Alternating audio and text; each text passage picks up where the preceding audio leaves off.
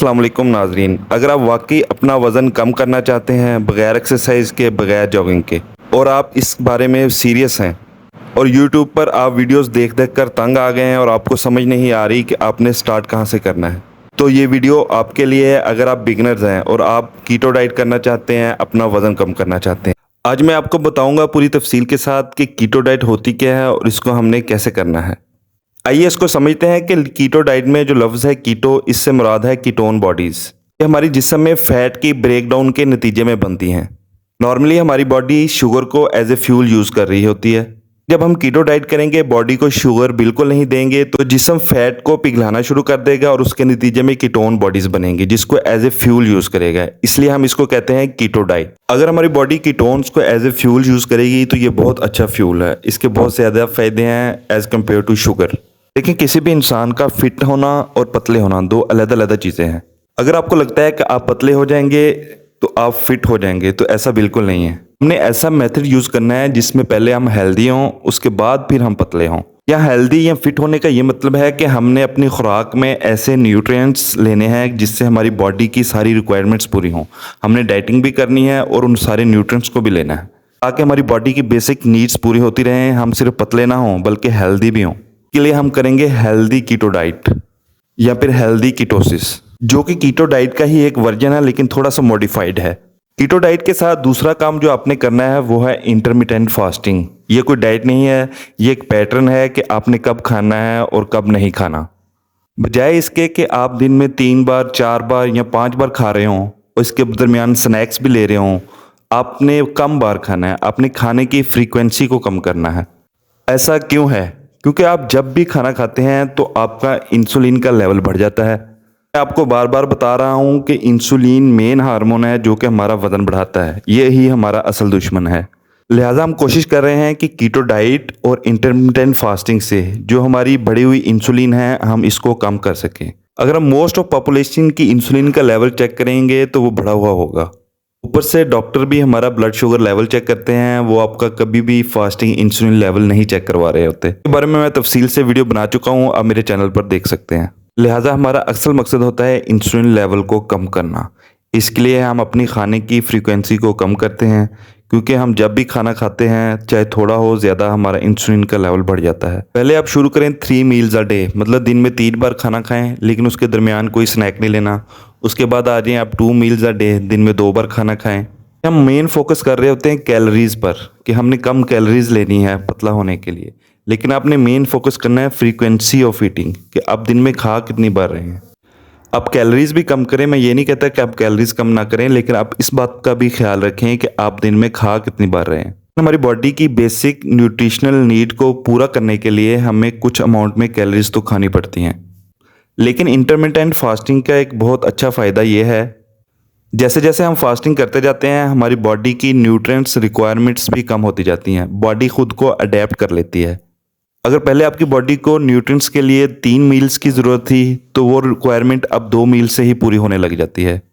अब आप सोच रहे होंगे अगर हम ऐसे कम खाना खाएंगे, फास्टिंग करेंगे, तो हम कमज़ोर हो जाएंगे, हमारा मसल मास कम होने लग जाएगा। लेकिन इंटरमिटेंट फास्टिंग की एक बहुत अच्छी चीज़ ये भी है कि जब आप फास्टिंग करते हैं तो आपका ग्रोथ हार्मोन बहुत ज़्यादा बढ़ जाता है, जो आपके मसल मास को प्रोटेक्ट करता है और आपको वीक नहीं होने देता। तो चीज़ें जो कि आपके हार्मोन इंसुलिन को कम करती हैं, जो कि आपका वज़न बढ़ा रहा है, वो है लेस कार्बोहाइड्रेट। आपने अपनी डाइट में कार्बोहाइड्रेट को लेस करते जाना है जितना पॉसिबल हो सके। आपने कोल्ड ड्रिंक्स, जूसेस, बहुत ज़्यादा फ्रूट्स, स्वीट्स, बेकरी की चीज़ें, रोटी का इस्तेमाल कम से कम करना है, बेकरी के आइटम्स, रिफाइंड कार्बोहाइड्रेट्स।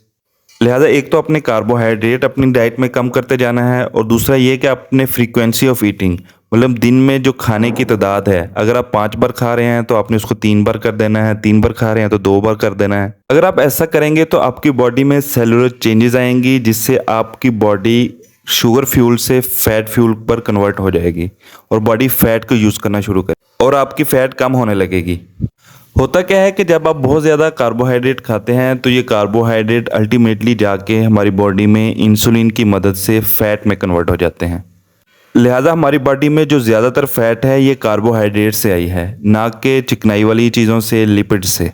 दूसरा ये होता है कि जब हम बहुत ज़्यादा कार्बोहाइड्रेट खाते हैं तो इंसुलिन बहुत ज़्यादा बढ़ती है और ये इंसुलिन इस फैट को ख़त्म भी नहीं होने देती, डिज़ोल्व भी नहीं होने देती। यकीन मानिए कि आप सब में इंसुलिन का लेवल बहुत बढ़ा हुआ है।